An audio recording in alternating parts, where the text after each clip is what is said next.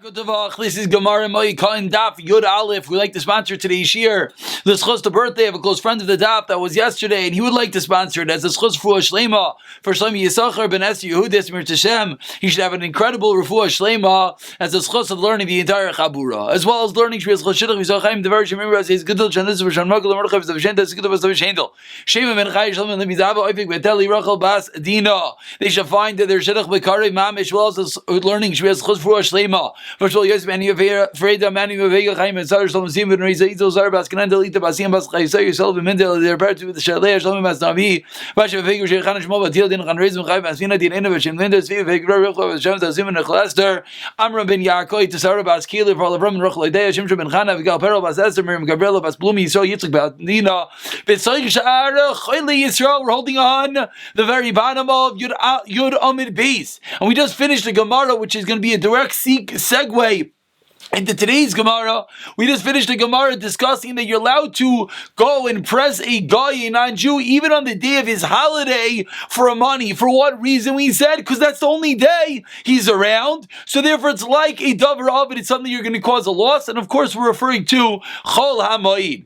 Says the Gemara, Tanya Nami Gabi Avodah Zara. We learned similarly with regard to Avodah Zara, Ki Agamna, a similar case. That what Holchin, as we turn over to today's daf of Yudal from Abiz, and everyone can see we're about to finish the parak today. Holchin the Yerid Shalakum. You let it go to Yerid, to a sale of the Goyim, as Rashi points out, it's the day of the Shok. V'loichem behema avadim ushvachais batim sadais ukramim. And what are you allowed to buy? Behema an animal, avadim a servant, shvachais a maid servant, batim a house, sada a field, kram a vineyard. V'kaisev umala berchai shahem. And you let to write it, and you let to record it in their courts, in the Goyish courts. Why? Because you're saving it from the land. Because the only way to protect yourself that the guy is not going to renege is to register it inside their courts. And that's the reason why, as Rashi points out, that they're only available on that day and no other day. And that's why you're allowed to do such. Says the Gemara, 3 lines from the top. Rav Shara Lechia Barashi Lemigdal Oyara B'Cholet Demayada. Rav allowed Chir Barashi to do what? To make a fish trap. Oyara B'Cholet Demayala on Chol HaMoed. My taima. My said you do no big deal. Any layman can make a fish trap. Avol Isli. But to make the Isli, what's the Isli? The bird traps. That is also, that is forbidden. For what reason? Says the Gemara. My taima. My Umanu, because the Isli, the bird net, is a Maisa Uman and is forbidden. Ravuda Sharil Ami Tanura. Ravuda allowed for Ami, that was his name, Tanura, he was an oven maker. Lemigdal Tanure, to build ovens, L'chol HaMoed. Or Rav Bar Asvi, and he as well allowed Rav Bar Ashvi, Lemigdal Muholta, to make sieve sifters, L'chol HaMoed. Ask the Gemara, what? Any? But Tani Rabbi Shmuel B'Shamish ain't godly Tanur Lechatchilo. You're not allowed to create an oven. So how did he allow this Ami, the oven maker, to make an oven, L'chol HaMoed? Answers the Gemara, L'kasha Kami Mesachama. Very gishmak. During the Maisachama, if you look at the end of Rashi, all the way in the top, the second liner says Kalaimar, meaning to say, not Pashim Shah, what does the summer have anything to do with making it up? And says Rashi, because in the summer, there's a lot of sun on the Chol HaMoed Pesach, and therefore it's going to dry very fast, and therefore you're going to be able to use it, L'tzarech HaMoed, you're able to make your matzahs for the end of Yontif. But during the Sukkot, the raining season, it's not going to dry out so fast. Therefore, you're not allowed to make the oven. Says the Mishnah, now we go into repairs that are allowed in Chol HaMoed. You're allowed to make a makkah. You're allowed to make a fence for a roof, or a merpeset, or a porch. Ma'aseh Hadiyot, you're allowed to do it in the way of a simple layman, as the Gemara will explain what that means. Avalon Ma'aseh, you're not allowed to do a craftsman work. Shavin es atzakim, you're allowed to smear the plaster. Ma'gilan I said Ma'gilan, you can use a roller.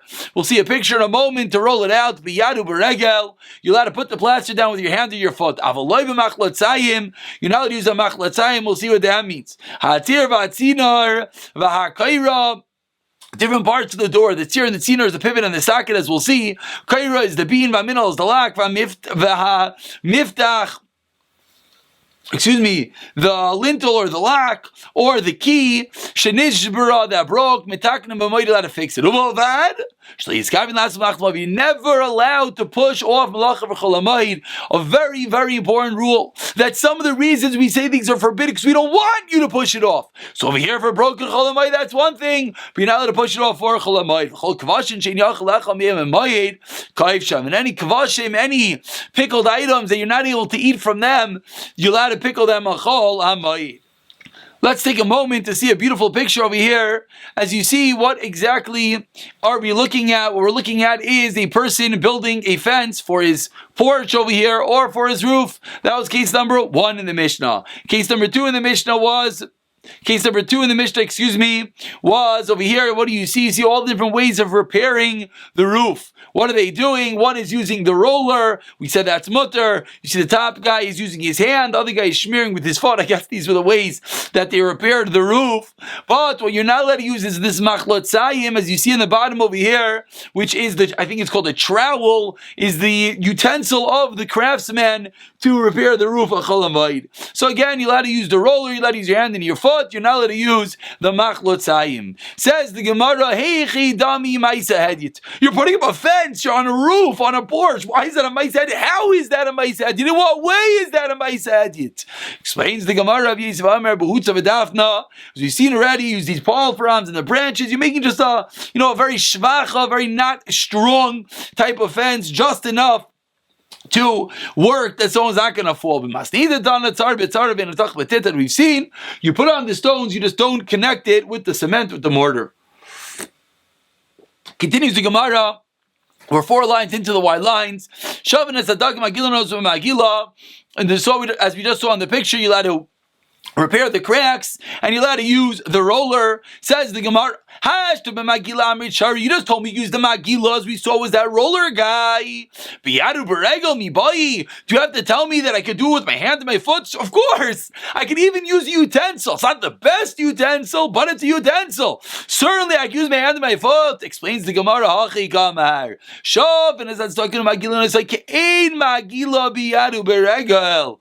That's what it means. I mean, that's a chiddush. You can put this plaster and you can flatten it by hand or by foot in a similar way than you would use a roller. But you're not allowed to actually use the machla tzayim. Now let's look at Rashi. Rashi speaks out to the Gemara just said that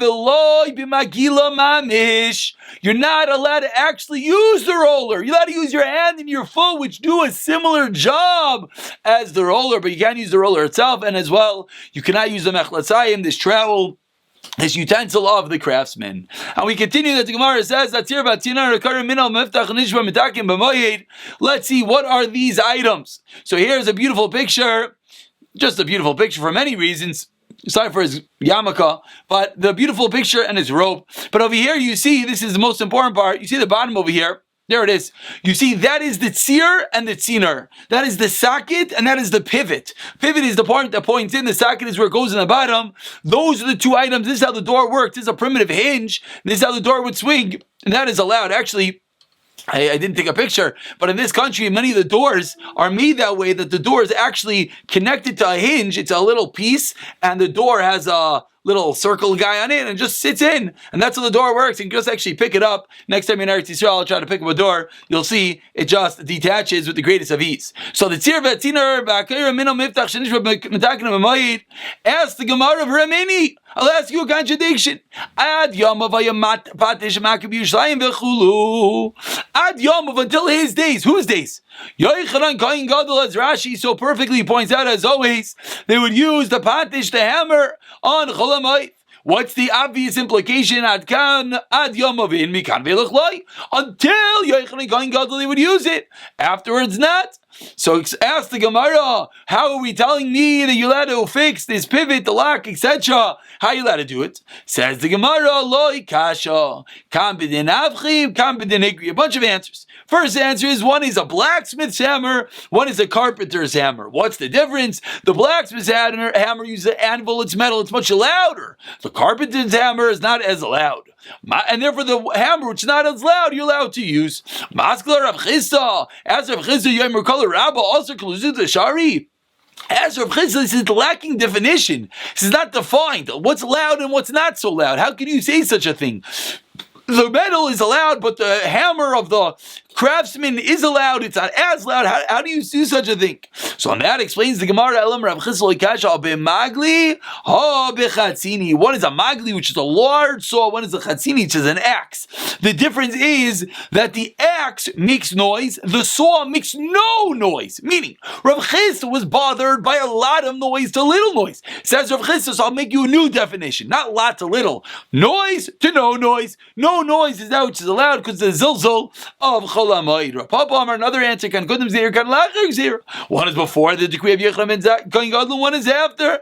Rav Ashi Amar, Rav Yehuda, Rav Yosi. Says Rav Ashi, the Mishnah that says that it was only allowed until Yochanan Kohen Gadol, that is Rav Yehuda.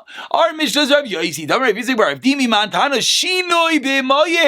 But Davar Avod, who is the Tana that requires a Shinoi, that even though it's a Davar Avod, even though it's going to be lost, you still are only allowed to do it with a way of Shinoi? Teloi ki Rav Yosi. Am Ravina, Keman Matzlina Ina Kivuta Dedasha B'chol Dema'ada, Keman de Rav Yosi. Rav Yosi does not require a shinoi. Rav Yosi is the one that's going to be able to put the lintel on the door of a Chol HaMoed, and that's what we're answering up the contradiction. The Brisa that says it's not allowed is Rav Yehuda. The Mishnah that says it is allowed is Rav Yosi. And now we get to the final part of the Mishnah that discussed pickling items. The Mishnah concluded, and we're in the Gemara about 10 lines to the end of the daf. First word of the line is the Moed, the Tudat, says the Gemara, pickled items that you're going to be able to eat on Chol HaMoed, you're allowed to pickle them. Says the Gemara, Bedisa Lebei Kavri, the Bedisa River of Leboi, that was its name. What happened? The water got drained out, and Kavri, all the fish were left all over the riverbed. So Hazli Kuliyama outside, everyone went and trapped the fish.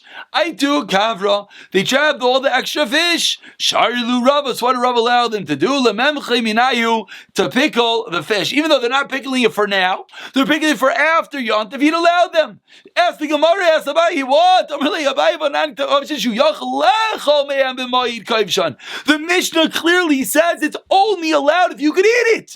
So how did you, Rava, allow them to catch the fish and pickle it? Even if you're not going to eat on Chol HaMoed. Lay response.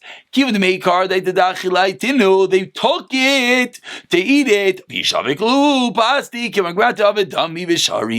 Now there's an excess. You have all these fish. So if we don't allow you to pickle them, you know what's going to happen? It's going to come to a loss. Says Rava, that's a status of a pragmatia davar of it. Merchandise is going to be lost, and it's going to be mutter. And of course, everyone can start conjuring up that you're already seeing this is a level of profit, obviously, but we'll leave it at that. Another Lashon says the Gemara Shalu Rava Mitzad.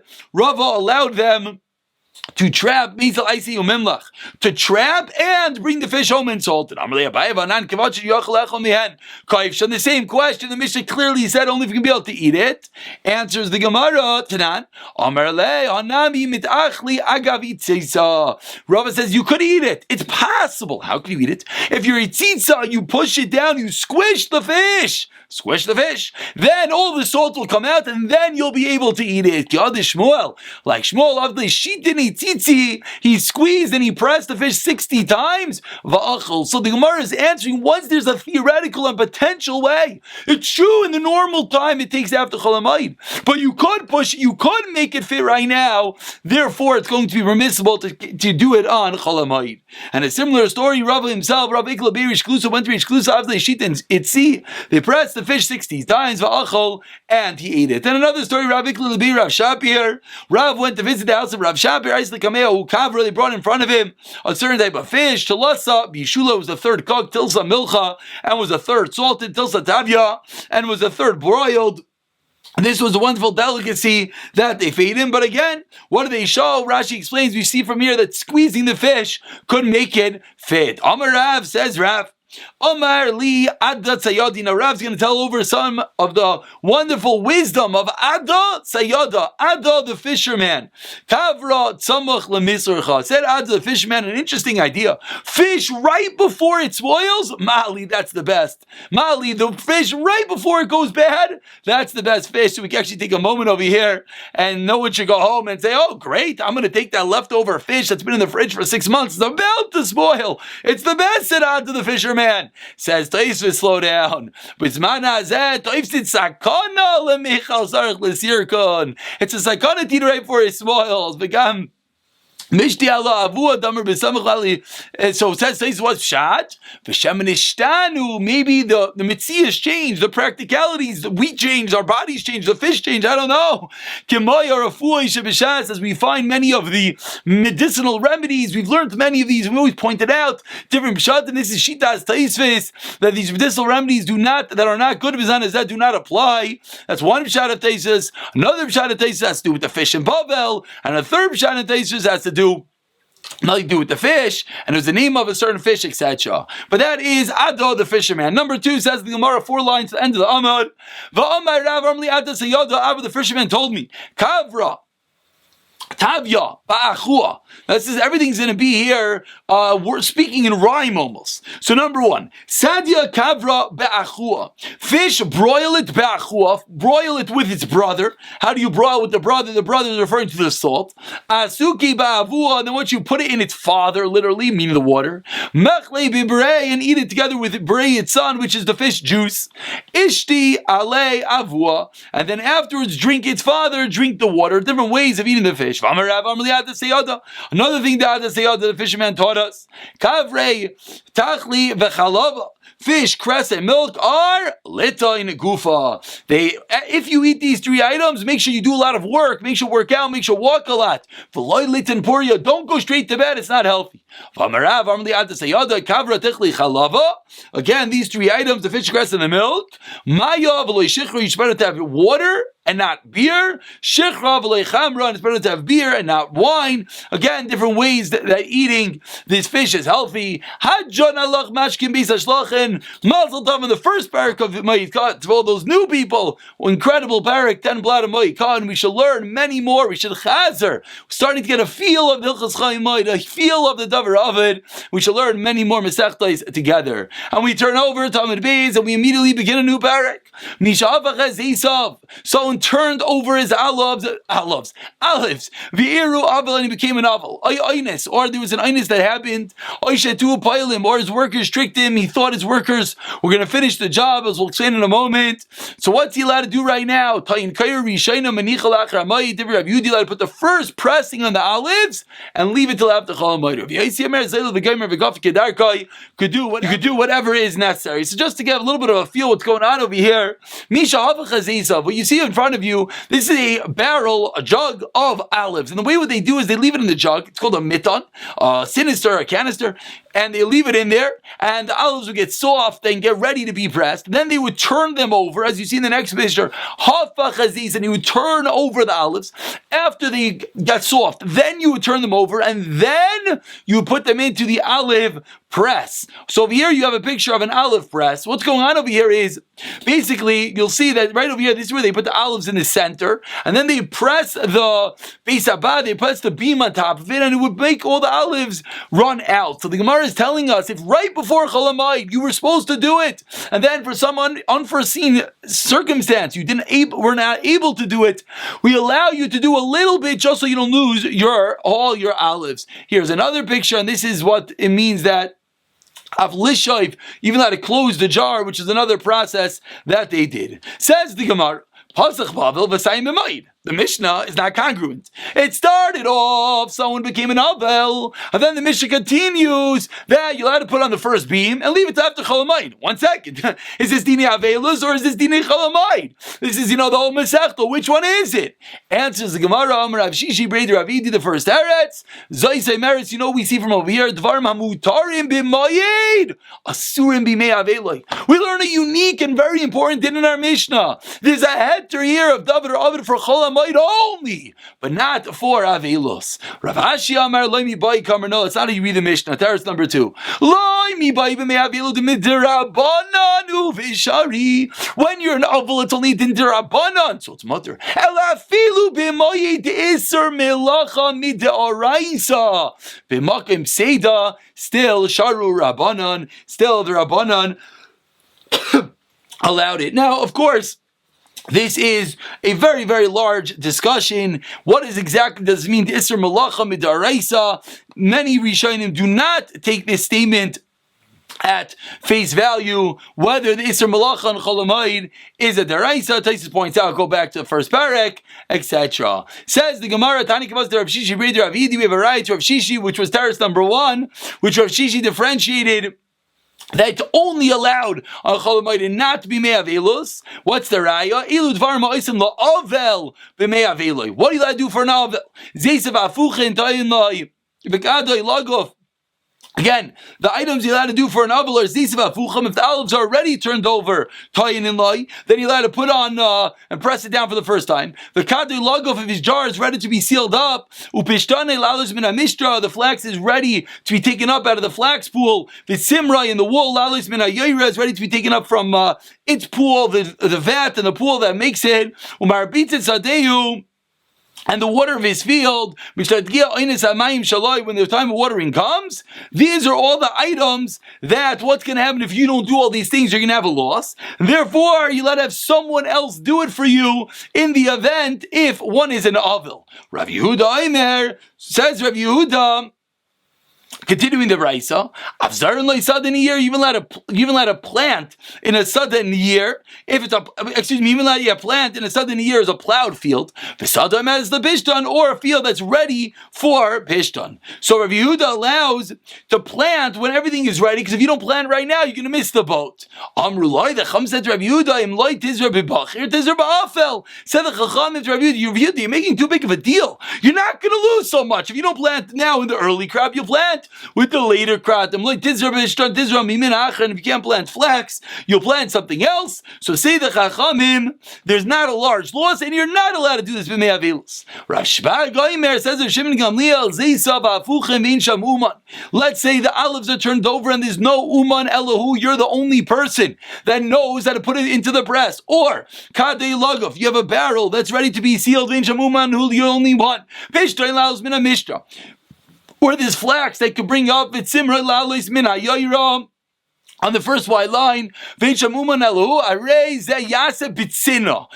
Shimon Gamliel, if there's no one else to do it for you, it's allowed, but only in private. Yes, sir, even more. And on a very important rule. Let's say you are the guy for the town. The rabbin, you're the town's laundryman, you're the town's barber. And it comes down to it, no one else knows how to give a haircut. No one else knows how to do laundry. You're the only guy there. Hare ze yase. There's a heter for avelus. If someone has a situation that it's a need for the public and there's no one to fill your shoes, then it is allowed to be done even b'mei avelus. And the Braisa continues. Harisin, a sharecropper, v'chakirin, a tenant farmer, v'akablanim, and someone who is paid a salary. Hareelu yase. These are allowed. Hareelu yase acher b'shilan. They're allowed to have others do the work for them while they are an avel. And I should have mentioned this before. Obviously, it's a very long and lengthy price. And then the Gemara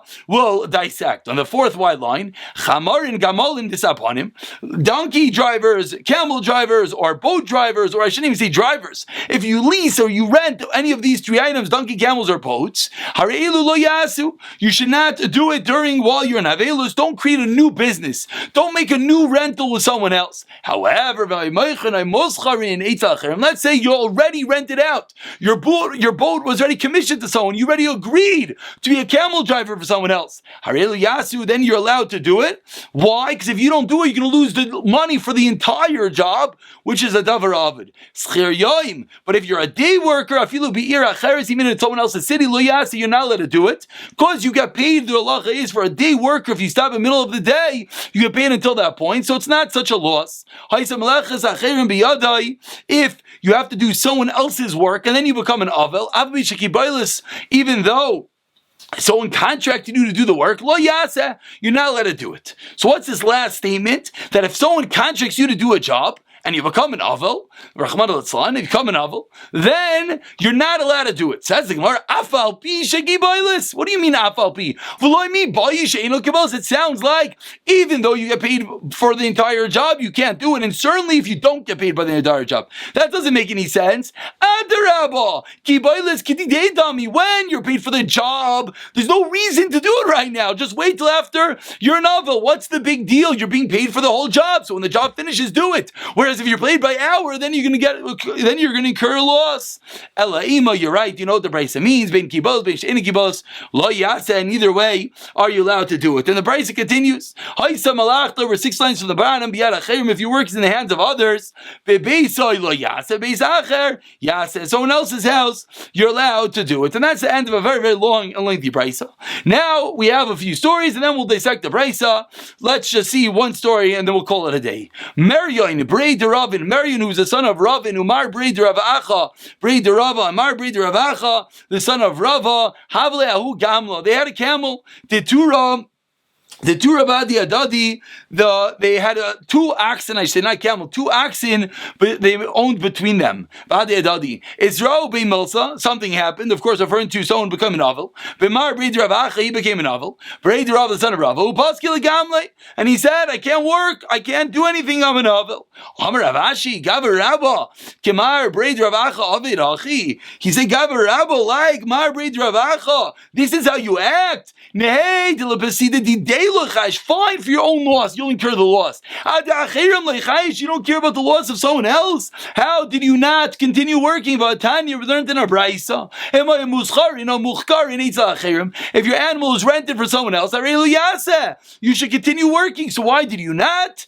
Answers the Gemara, will leave with these words. It's true, the letter of the law allows me to continue working. He said, but Adam Chashav is different rules. Adam Chashav, I have to be more machmir on myself. That's why he did not perform work while he was in Avel. We'll pick it up from Daf Yud Beis in the next year.